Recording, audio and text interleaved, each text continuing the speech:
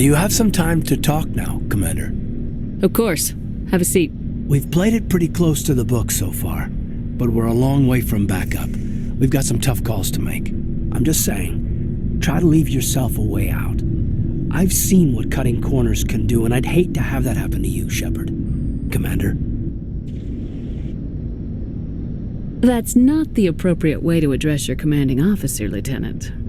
Sorry, ma'am. Maybe I got a bad signal. I mean, if you're a... Maybe there's someone else you'd rather confide in. Ma'am. All right, Alenko. Off the record, permission to speak candidly, cross my heart and hope to die. What are you talking about? Dr. T'Soni, ma'am. There's a lower deck rumor that she's, interested in you as more than a source of Prothean data. She's a very interesting lady, to my, tastes, but, I never claimed to be big on alien culture. My relationship with Dr. T'Soni is professional. All right, only a rumor, but you don't have to spend your off-duty time with me. Not if you don't want to. Look, you didn't want to talk about Liara, did you? What's your real issue? You're right, sorry. It wasn't, Liara's not my main concern. I'm not questioning any decision you've made, Shepard. Let me be clear about that. It's just my experience that once someone lets something slide, it tends to pick up speed. Do you get my meaning? Talk to me, Kaidan. You got a little black rain cloud sitting over your head. I'll try to keep the deck dry. You know the records about the biotic training out on Jump Zero? They're all classified, because the Alliance made mistakes.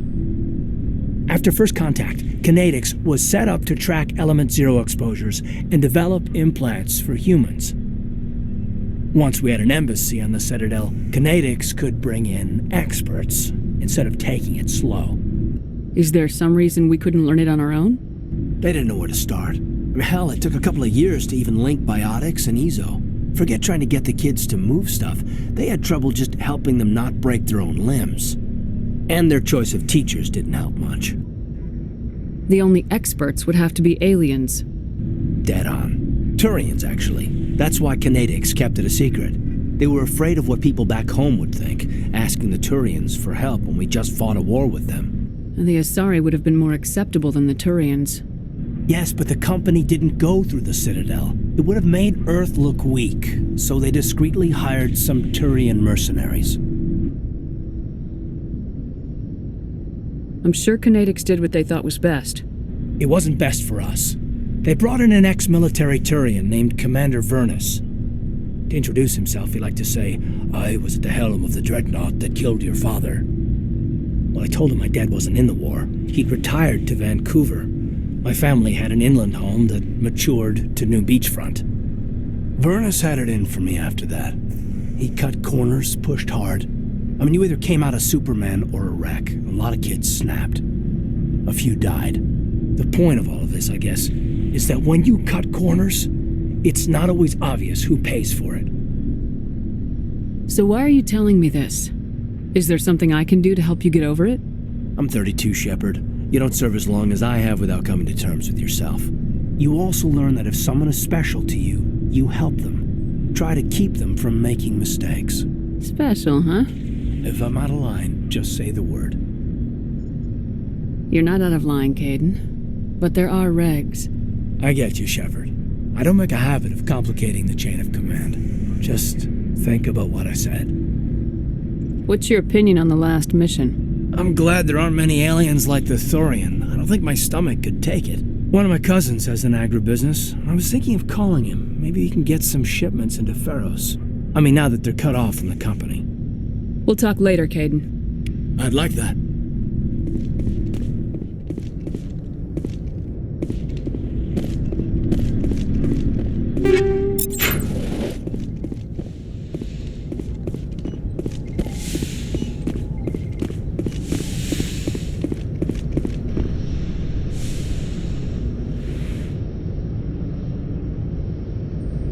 Commander, are you coming to check up on me? You look much better. How are you feeling? Dr. Chakwas assures me I am going to be fine. I was impressed with her knowledge of Asari physiology. You're in good hands. Dr. Chakwas knows what she's doing. I get the feeling you want to ask me something, Commander. Maybe we could pick up where we left off. You were telling me about your interest in the Protheans. Actually, I think I was talking about my interest in you, and making a fool of myself in the process. As I said, I am not used to dealing with people, especially humans. I did not really know much about your species when we first met, Shepard. I found it hard to take humanity seriously. Your kind always seemed so rushed and high-strung. We don't have the luxury of time, and Asari can live for 1,000 years. We're lucky if we hit 150. That is true. At first I thought that was a weakness of your species. After spending time with you and your crew, however, I think it may actually be an advantage. You humans are creatures of action. You pursue your goals with an almost indomitable determination. It is an admirable trait, but also an intimidating one. You're scared of us? Unfortunately, the rest of the galaxy sees humanity as something of a bully. You run over anyone in your path to get what you want. It is up to people like you to change their minds, Shepard. Why me? There is a reason the Council chose you to become a Spectre. They saw something special in you. The best of what humanity has to offer. I looked into your history. I know what happened on Akuz. The fact that you survived shows a remarkable strength. You didn't need to go behind my back. I would have told you whatever you wanted to know. I apologize, Commander. After our last conversation, I was afraid I would say something stupid again. I wanted to know more about you, to understand what made you into the woman you are. There is something compelling about you, Shepard. You're interested in me because of my visions. You just want to know more about the Protheans. I admit, your connection to the Protheans had something to do with my initial interest, but it has grown beyond that. You intrigue me, Shepard, but I was not sure if it was appropriate to act on my feelings. I thought there might already be a relationship between you and Lieutenant Alenko. I care about Kaidan. A lot. I thought so. Still, I feel as if there is also some attraction between us, Shepard. I'm not interested in you in that way, Liara. This is very embarrassing for me, Commander. Please, let's talk about something else. I should go. Goodbye, Commander.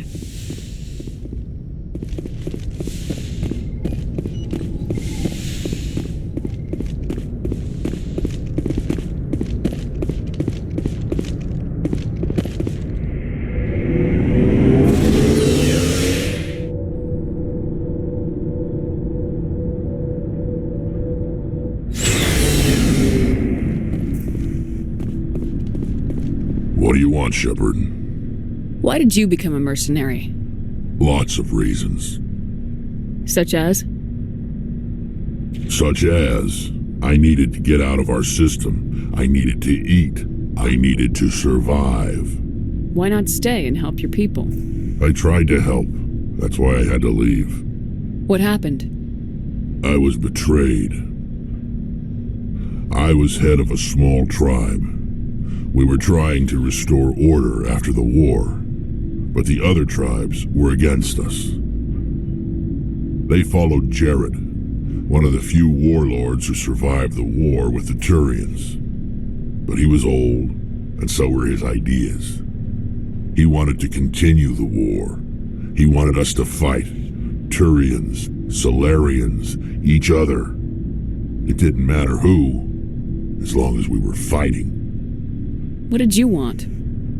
I just wanted Jared to shut up, to stop his ranting. I wanted him to stop leading the tribes astray. But he couldn't understand how much things had changed. We didn't have the numbers to go to war.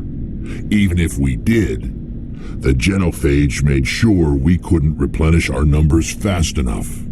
I told them all to forget about war. We needed to focus on breeding, at least for one generation. And for a while, we were getting through. Some of the tribes started coming around. I take it the warlord didn't appreciate that. No, he didn't. He arranged a crush with the tribes, a meeting on neutral ground. He wanted to talk. We met at the Hollows, near the graves of our ancestors. The skulls of our dead laid bare to remind us where we come from and where we all go. It's as sacred as any Krogan place can be. Violence is forbidden. Sounds like a trap to me. You must have suspected as much. I did. But when your father invites you to a crush, well, there are some laws that even we hold sacred. Jared was your father? He was. Until that day. We talked, but we didn't get anywhere. When it was clear that I wouldn't join him, he gave the signal. His men leapt from the graves of our ancestors like Krogan undead. The few that were loyal to me died quickly. I escaped with my life, but not before I sank my dagger deep into my father's chest. That is why I left, and that's why I'll never go back. You must have family other than your father. Don't you miss them? You trying to make me cry, Shepard? I've got some unfinished business with my family, but that's all. What kind of business? Before I left, I made an oath to my father's father. I swore to recover my family's battle armor. It was taken from him after the uprising. Who has it? Originally, it was taken by the Turian military. We weren't allowed armor or weapons after the war. Now, it's in the hands of Ton Actus, a Turian scum who collects relics from the war. He's made millions selling Krogan artifacts that were stolen from my people. He's got several bases where he stores his goods, all fortified and guarded. I just don't know which base has my family's armor. Just tell me where to start looking. I'll upload the data to your nav system. But Commander, I want to be there when you find him. So long, Rex. Shepard. Commander? Do you have a few minutes to talk? One-on-one? Sure. I was just watching some mail from home. Oh, before I go, we saw Caden in a news vid about the Normandy. He's cute. Later, sis. Let's pretend this never happened. Are you interested in the Lieutenant, Chief? No, ma'am. And anyway, Scuttlebutt says he's already sweet on someone. What's up? You didn't come by to eavesdrop on family mail. Your family seems to be important to you. Yeah, we've always been close. Me and my sisters especially. With Dad on duty so much, I had to help Mom raise them. Did your father serve with the fleet? Yeah, took any crap posting he could get that offered space time. You know what? He worked his ass off trying to get recognized, but he never made it above serviceman 3rd class. He was real proud when I made Chief. First thing he did was salute. What about your mother? You haven't mentioned her. You must know what military wives are like. Strong because they have to be, able to raise kids while Dad's away on a 6-month cruise. She has a degree in planetary geology. She and Dad both wanted to see new worlds. She gave up her career to raise us, though. You have more than one sister? Sounds like a big family. Yeah, I'm the oldest, then Abby, then Lynn. Sarah's the youngest. She's still in high school. With 4 girls, Dad used to say he felt more outnumbered at home than on maneuvers. Where did you grow up? All over. We transferred a half a dozen times before I finished grade school. You go where personnel command sends you, right? I guess that's why I'm so tight with my sisters. We'd have to leave all our friends every 2 or 3 years. After helping raise them, your sisters still talk to you? Amazing. Things were tense between Sarah and me for a while. Then we bonded.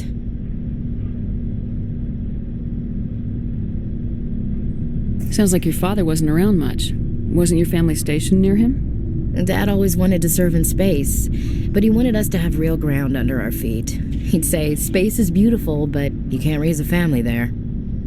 I cannot rest from travel.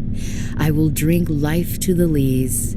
All times I have enjoyed greatly, have suffered greatly, both with those that loved me and alone. For always roaming with a hungry heart, much have I seen and known, cities of men and manners, climates, councils, governments.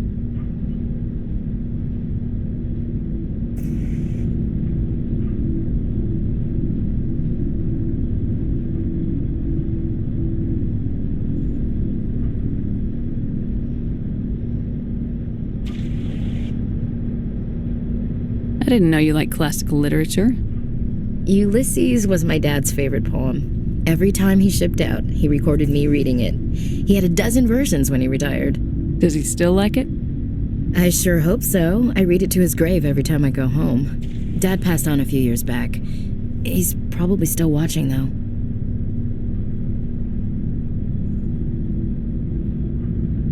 You mean from wherever we go after death? Dead on, Skipper. He's with God now. That's not a problem with you, is it? That I believe in God? Everyone has the right to believe what they want. Says so in the Alliance Charter, only with fancier words. I'm glad you're open-minded about it. I've met a few people who are really weirded out by my faith. Because I work in space, I can't believe in a higher power? Jeez. Hello, have you people looked out the window? How can you look at this galaxy and not believe in something? I should get back to my duties. Didn't mean to take up so much of your time.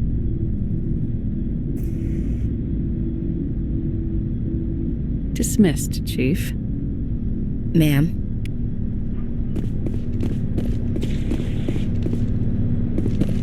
Commander, good to see you. You've been with CSEC a while. Have you seen much action? Well, not as much as you, but yeah, I've seen some interesting things. I bet you have. Anything in particular that stands out? I remember this Solarian geneticist I was sent to investigate. That case was a bit disturbing. What happened? Why were you investigating him? I was tasked with tracking black market trade on the Citadel. Most of it harmless, nothing I needed to pursue. But during the course of my investigation, I noticed an increase in the trade of body parts, organs mostly. We usually get a few of those, but not the numbers I was seeing. We weren't sure if there was a new black market lab or if some freak was harvesting organs from citizens. So what was it? Both, actually. But it took us a while to figure that out. So how did you figure out what was happening? First, we got a hold of a sample and ran DNA tests. The weird thing was, the match led us to a Turian who was still alive and was very convinced he'd never lost his liver. After a bit of digging, I discovered this Turian worked briefly for Dr. Salion, the geneticist. So I went to his lab hoping to find evidence of cloned organ development, but there was nothing. No Solarian hearts, no Turian livers, not one Krogan testicle. What'd you do about the geneticist? I brought in some of his employees for interrogation, to see if I could get them to talk. While I was interviewing one of them, I came across something suspicious. You mean threatening? Was that really necessary? Maybe, maybe not. Either way, it paid off. One of my detainees started bleeding profusely during the interview. We offered to patch him up, and he got frantic, freaked out. I ordered a full exam to find out what was going on. Our medics found incisions all over his body, some of them fresh. That was our big break. These people weren't just Dr. Salion's employees. They were test tubes. Walking, living test tubes. He was growing parts inside these people? Exactly. He cloned their organs right inside their own bodies. Then he harvested them and sold them off. Most of the victims were poor. He'd pay them each a small percentage of the sales, but only if the organs were good. Sometimes an organ wouldn't grow properly, so he'd just leave it in them. Most of them were a mess, but only on the inside, hidden so nobody could see it. I hope he got what he deserved. That's the worst part. We never caught him. Why not? What the hell happened? He ran, blew his lab, grabbed some of his employees, and headed for the nearest space dock. By the time I found out, his ship was already leaving. He threatened to kill his hostages if we tried to stop him. But you went after him anyway, right? I ordered Citadel Defense to shoot him down, but CSEC headquarters countermanded my order. They were worried about the hostages, worried about civilian casualties if the ship was destroyed so close to the Citadel. I told them those hostages were dead anyway.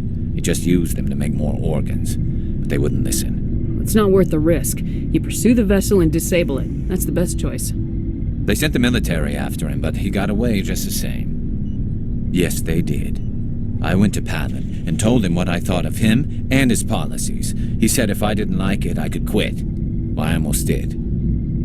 All they had to do was disable that ship, stop him from running. Maybe the hostages die, maybe they don't, but at least we stopped the bastard responsible for it all. If you don't care about the fate of those hostages, then you're no better than he is. You're just a terrorist with a badge. Yeah, maybe you're right. It doesn't make it any easier, but I see your point. Just wish I could have stopped him. That's all. Do you have any idea what happened to Dr. Salian? I sent out feelers from time to time, hoping to find something. I thought I'd found him a while back. He changed ships and changed his name to Dr. Hart, his idea of a joke, I guess. I told the military, but they weren't convinced it was him. I got the transponder frequency for his new ship, but I just can't get anyone to check it out. I'll check out the coordinates when I get a chance. I was hoping you'd say that. But Commander, take me with you when you go. If it's Salion, I want to be there when you find him.